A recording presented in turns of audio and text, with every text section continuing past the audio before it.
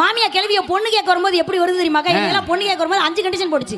எனக்கு வரப்போற மருமக அழகா இருக்கணும், சிகப்பா இருக்கணும், நிறைய படிச்சிருக்கணும், நிறைய சம்பாதிக்கணும், நான் கிழிச்ச கோட்டை தாண்டக்கூடாது 5 கண்டிஷன் போடுச்சு. பதிலுக்கு நான் ஒரே ஒரு கண்டிஷன் தான் போட்டேன். நான் போற வீட்டுல மாமியா போட்டோலதான் இருக்கணும், உசுரோட இருக்க கூடாது. கல்யாணம் ஆனவனுக்கு அடி, கல்யாணம் ஆகாதவனுக்கு அடி, கல்யாணம் ஆகவனுக்கு அடி விழுதுன்னு கவலை, கல்யாணம் ஆகாதவனுக்கு முடி விழுதுன்னு கவலை. கொஞ்சம் கருப்பா இருக்கட்டும், ஏ கருவாச்சி இங்க வா. கொஞ்சம் கண்ணு பெருசா இருக்கட்டும், ஏ முட்டைக்கண்ணே வா. கொஞ்சம் குண்டா இருக்கட்டும், ஏ சிண்டெக்ஸ் டேங்க், ஏ ரோலர் இங்க வா. எத்து பல்லா இருக்கட்டும், ஏ தேங்காய் திருவி இங்க வா. மனுஷ வாழ்க்கையில வார்த்தை எத்தனை வித்தியாசம் இருக்கு பாத்தீங்களா?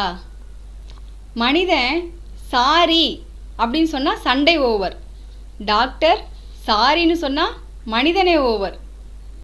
அவ எங்க படிச்சா? கொடைக்கானல் அமெரிக்கன் ஸ்கூல்ல. நீங்க எங்க படிச்சாப்ல? நானும் அங்கதான். எத்தனாவது? 10th ஸ்டாண்டர்டா? இல்ல எம்காம். எம்காமா? ஏண்டி உனக்கு ஏதாவது அறிவு இருக்கா? கல்யாண பத்திரிக்கையில மணமகள் பாக்கியலட்சுமின்னு மொட்டையை அடிச்சிருந்தீங்க. நீ பர்சனாலிட்டி தான் இல்ல, அட்லீஸ்ட் மணமகள் பாக்கியலட்சுமி எம்காம்னு போட்டிருந்தா எனக்கு ஒரு கௌரவமா இருந்திருக்கும்ல. உனக்கு தான் அறிவு இல்ல, உங்க அப்பனுக்கு எங்க போச்சு? நீங்க பிகாம், நான் எம்காம். அப்படியே பத்திரிகையில போட்டாங்கன்னா பொண்ணை விட மாப்பிள்ள கம்மியா படிச்சிருக்காருன்னு 4 பேர் உங்களை கிண்டல் செய்வாங்க. அதனால